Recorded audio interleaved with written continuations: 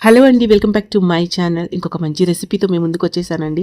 అదేంటంటే బెండకాయ ఫ్రైని ఎప్పుడైనా ఇలా చేశారండి? ఇప్పుడు నేను వీడియోలో చూపిస్తున్నట్టు ఈ బెండకాయ ఫ్రై ఇలా చేసుకొని రసంతో కానీ పెరుగన్నంతో కానీ తింటే చాలా బాగుంటుందండి. మీరైతే ముందుగా వీడియోని లైక్ చేసి చూడడం స్టార్ట్ చేయండి. నా ఛానల్లో చాలా మంచి రెసిపీస్ అని ఒకసారి వెళ్ళి చూడండి. నచ్చితే సబ్స్క్రైబ్ చేసుకోండి.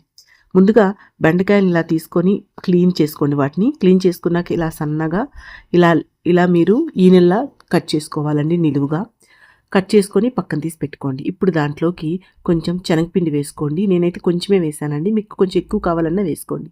తర్వాత దాని మీద మీ తినే టేస్ట్ బట్టి సాల్ట్ కూడా యాడ్ చేసుకోండి. కొంచెం పసుపు వేసుకోండి. మీరు తినే టేస్ట్ బట్టి కారం కూడా యాడ్ చేసుకోండి. తర్వాత కొంచెం గరం మసాలా కూడా యాడ్ చేసుకోండి.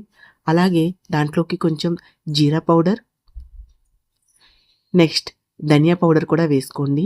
కొంచెం ధనియా పౌడర్ అనేది జీరా పౌడర్ కంటే ఎక్కువ వేసుకోండి, ఫ్లేవర్ బాగుంటుందండి.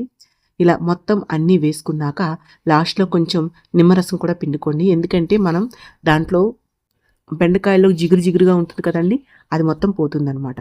సో ఇలా మొత్తం వేసుకొని ఒకసారి కలుపుకోవాలండి. అన్ని ముక్కలకి పట్టేటట్టు ఇలా కలుపుకోండి.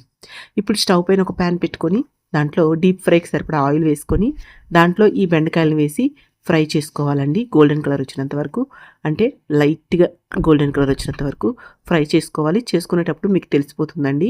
సో క్రిస్పీగా వచ్చినంత వరకు కూడా ఇలా ఫ్రై చేసుకోండి. ఫ్రై చేసుకొని పక్కన తీసి పెట్టుకోండి.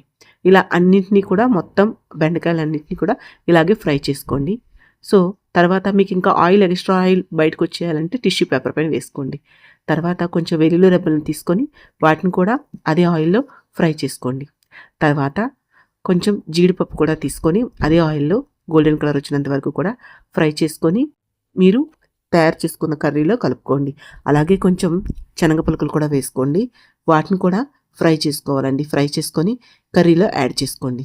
సో సింపుల్ అండి. మొత్తం అన్నీ కలుపుకుంటే ఈ కర్రీ అనేది చాలా బాగుంటుందండి. చెప్పాను కదా, ఎవరైనా ఫ్రెండ్స్ వచ్చినప్పుడు కానీ అలాగే రసం అన్నంతో కానీ పెరుగన్నంతో కానీ చాలా బాగుంటుందండి. ఒకసారి చూడండి. నచ్చితే లైక్ చేయండి.